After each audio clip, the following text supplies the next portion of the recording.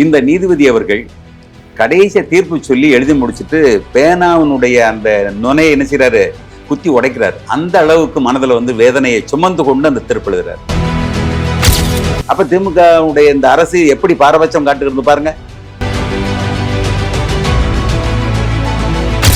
காட்டுமன்னார் கோவில்ல திருமாவர்கள் நிக்க போறதுக்காக வேட்புமனு தாக்கல் பண்ணியிருந்தார். இதுக்கிடையில இடையில கூட வாபஸ் பண்ணியிருந்தார் இல்லையா? அதுக்கு அண்ணாமலை அவர்கள் திமுக தான் அதை திட்டமிட்டே அவரை பிரஷர் பண்ணி வாபஸ் பெற வச்சிருக்கு அப்படின்னு சொல்லி விமர்சனம் வச்சிருக்காரு. மிக மோசமான ஒரு நிலைக்கு தள்ளப்பட்டிருக்கார் திருமாவளவன்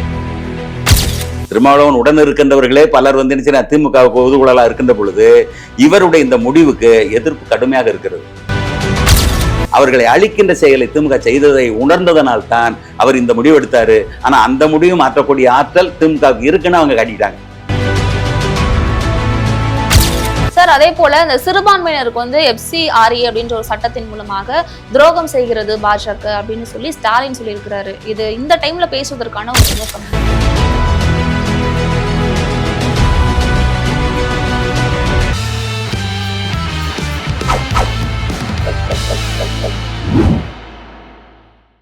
ஜெம் டிவி நேயர்கள் அனைவருக்கும் அன்பு வணக்கம். இன்றைய நேர்காணல்ல நம்மோடு இணைந்திருக்கக்கூடிய முக்கியமான கெஸ்ட் யாருன்னு பாத்தீங்க அப்படின்னா அரசியல் விமர்சகர் மற்றும் பேராசிரியர் ஐயா அவர்கள்.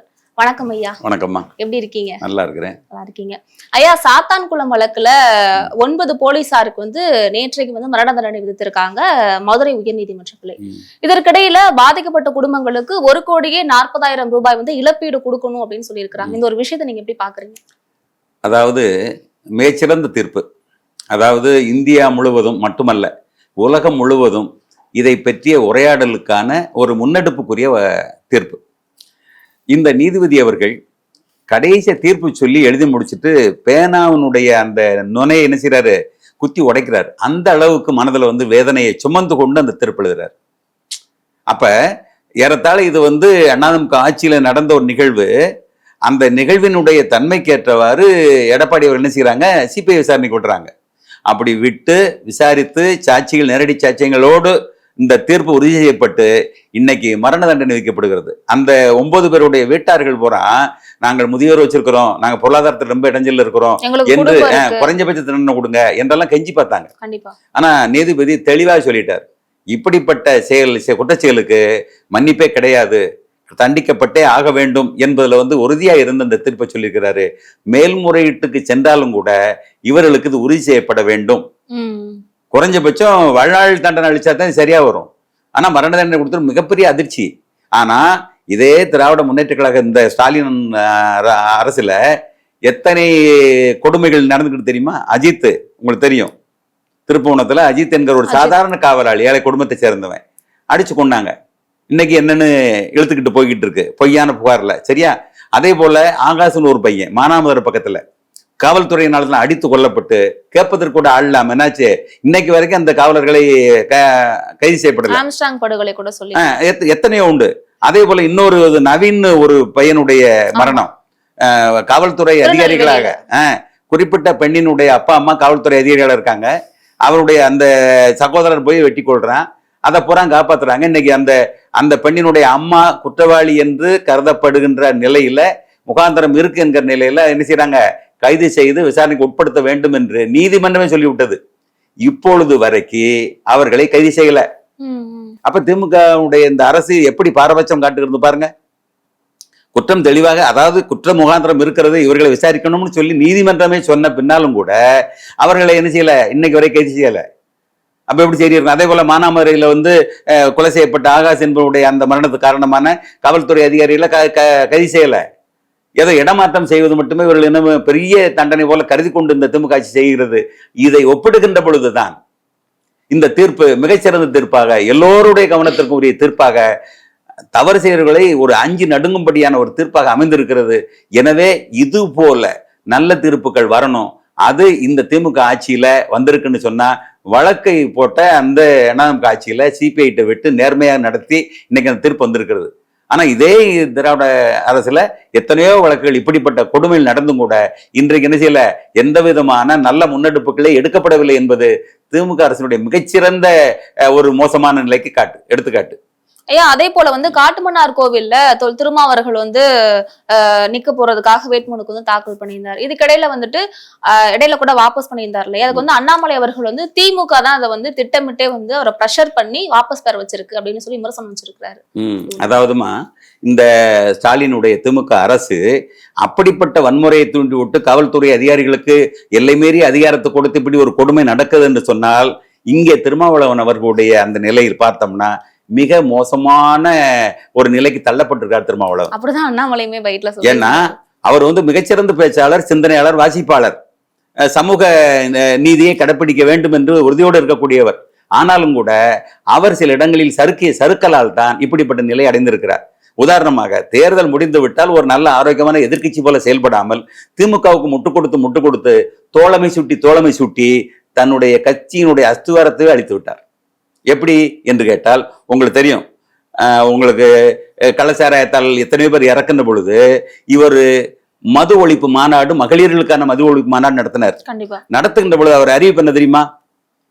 மது ஒழிப்பு கொள்கையிலே ஈடுபாடு காட்டக்கூடிய பொது உடைமை கட்சிகளும் வரலாம், எங்க மாநாட்டில் வந்து கலந்துக்கலாம், அண்ணா திராவிட முன்னேற்ற கழகமும் கலந்து கொள்ளலாம், ஏன்னா அவர்களுக்கு மது ஒழிப்புல என்ன செய்யறது ஈடுபாடு இருக்கிறது என்று அவர்களும் எழுதார். திமுக தவிர அழைப்பு கொடுத்தாரு. அப்ப அந்த அளவுக்கு அவர் ஒரு நல்ல இணக்கமாக ஈடுபட்டு இருக்காரு.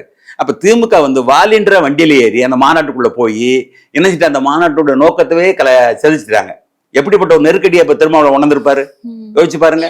இதே போல பாஜகவோடு அண்ணாமக கூட்டணி சேராமல் இருந்தால் அவருடைய எதிர்காலம் பிரகாசமாக இருக்கும் என்று பாராட்டியவர் சொன்னவர் வந்து திருமாவளவன். அப்ப என்ன பொருள்? பாஜக சேராவிட்டால் இவர் என்ன செய்வாங்க, அந்த பக்கம் போயிருப்பாரு, அது பிரகாசமா இருந்திருக்குன்னு சொல்றாரு. அது மட்டும் இல்ல, முக்கியமானது அவருடைய பிடி இன்னைக்கு விசிகாவில் குறைந்து கொண்டே வருகிறது, வலு குறைகிறது. காரணம் என்ன தெரியுமா? இருந்த திருமாவளவனுக்கு அடுத்து இருக்கக்கூடிய முக்கியமான தலைமை பொறுப்பில் இருக்கக்கூடியவர்கள் எல்லாம், நிர்வாக பொறுப்பில் இருக்கிறவர்கள் எல்லாம் திமுக ஆதரவாளர்களா மாறிவிட்டார்கள். பலர் இருக்காங்க. அப்ப ஒரு தனிப்பட்ட முடிவை எடுப்பதற்கு திருமாவளவன் முயற்சிக்கின்ற பொழுது இவர்கள் சுத்தி இருந்து கொண்டு திமுகவுடைய ஆதரவு நிலைப்பாட்டை எடுத்து என்ன செய்றாங்க, திருமாவளவனே மடைமாற்றம் செய்கிறார்கள். இந்த சூழ்நிலையில் தான் ஒரு ஸ்டேட்மெண்ட் கொடுக்கிறார். என்ன கொடுக்கிறாரு? இந்த தேர்தல் முக்கியமான தேர்தலுக்கு பின்னால் தமிழக அரசியல் மிகப்பெரிய மாற்றம் உண்டாகும் அப்படிங்கிறாரு. அப்ப அது எதை நோக்கி சொன்னாரு?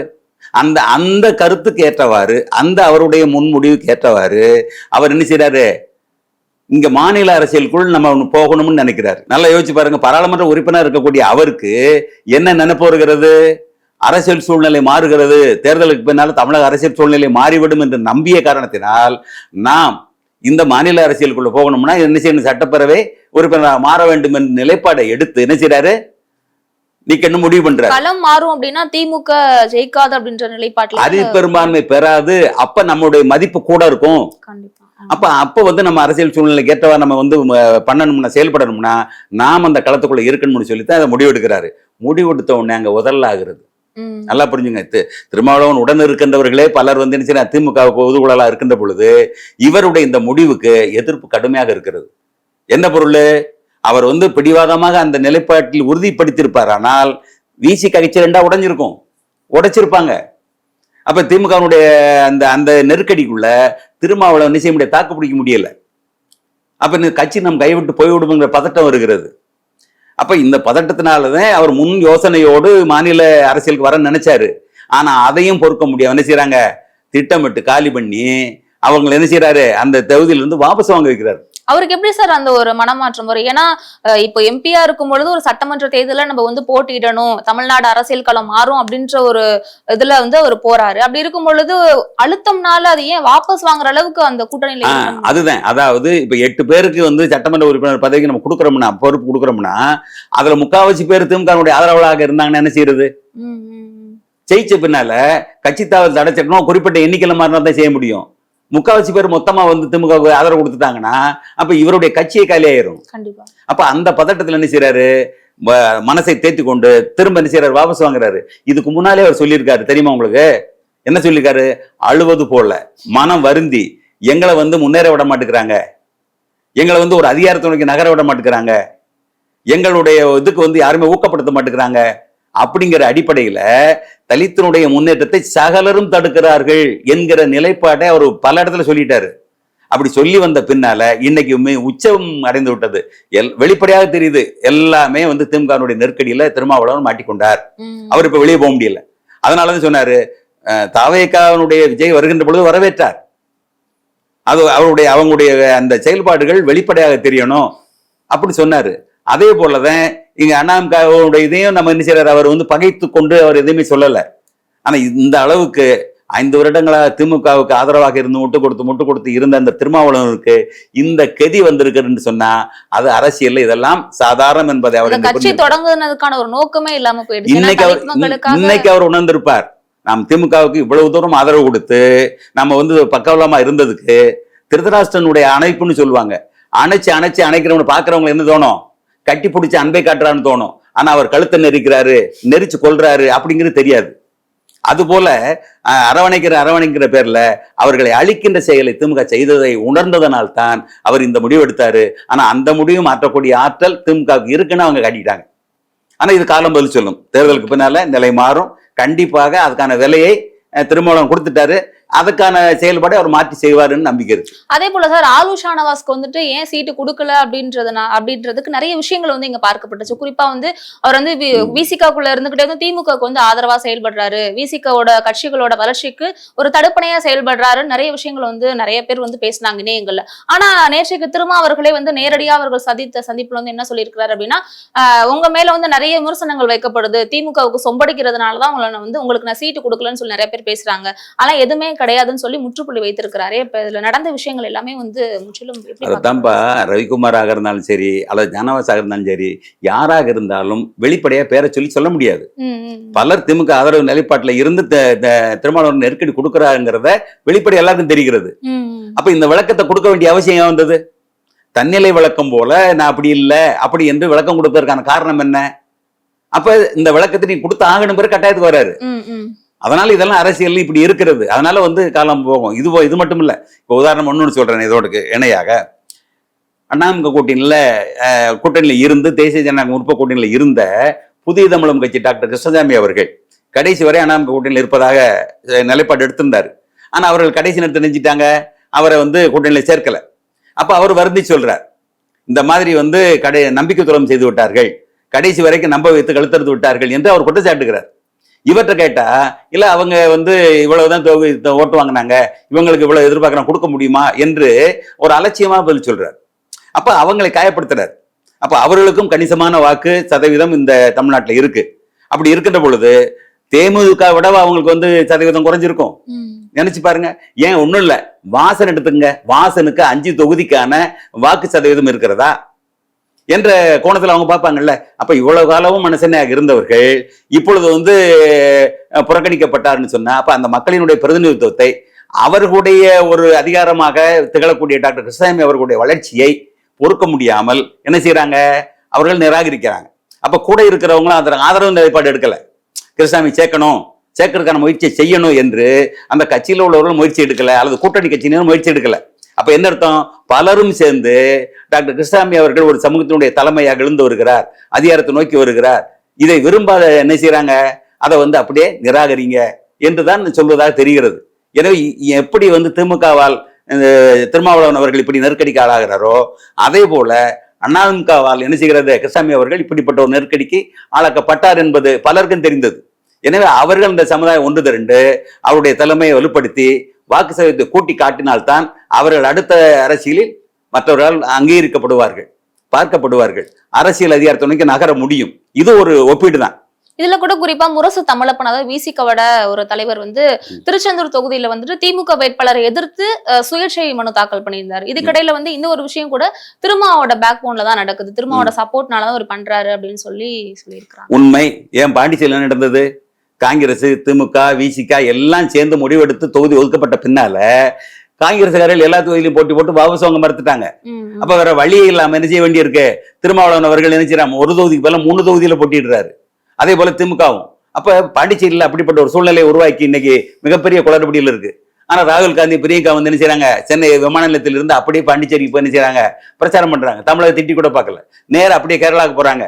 அப்ப தமிழகத்தின் மீது, இந்த தமிழக அரசின் மீது, திமுகவின் மீது ராகுல் காந்திக்கும் காங்கிரசுக்கும் கூட ஒரு மிகப்பெரிய இது இருக்கிறது, ஒரு அதிருப்தி இருக்கிறது. அந்த அதிருப்தி உங்களுக்கு ஜோதிமணியினுடைய பேச்சை கேட்ட தெரியும், மாணிக் தாகருடைய பேச்சை கேட்ட தெரியும். அப்ப ஒட்டுமொத்தமா காங்கிரஸ்லயும் மிகப்பெரிய அதிருப்தி இருக்கிறது, விசிகாவிலையும் மிகப்பெரிய அதிருப்தி இருக்கிறது, மார்க்சிஸ்ட் கம்யூனிஸ்ட் கட்சியிலையும் அதிருப்தி இருக்கிறது. எனவே இந்த அதிருப்தியான கட்சிகளுடைய தொண்டர்கள் திமுகவை வெற்றி பெறுவதற்கு விடமாட்டார்கள். தங்கள் கட்சியை ஜெயிக்க வைக்கிறதுக்கு பல முயற்சி எடுப்பாங்க, ஆனா திமுக வெற்றி பெறுவதை அவர்கள் ரசிக்க மாட்டார்கள் என்பது இதிலிருந்து தெரிகிறதுன்னு சொல்லலாம். சார், அதே போல இந்த சிறுபான்மையினருக்கு வந்து FCRA அப்படின்ற ஒரு சட்டத்தின் மூலமாக துரோகம் செய்கிறது பாஜக அப்படின்னு சொல்லி ஸ்டாலின் சொல்லியிருக்கிறாரு. இது இந்த டைம்ல பேசுவதற்கான ஒரு நோக்கம் என்ன? அதை தெளிவாக அண்ணாமலை அவர்கள் மறுத்திருக்கிறார். இது காங்கிரஸ் ஆட்சி காலத்தில் கொண்டு வரப்பட்ட முடிவு.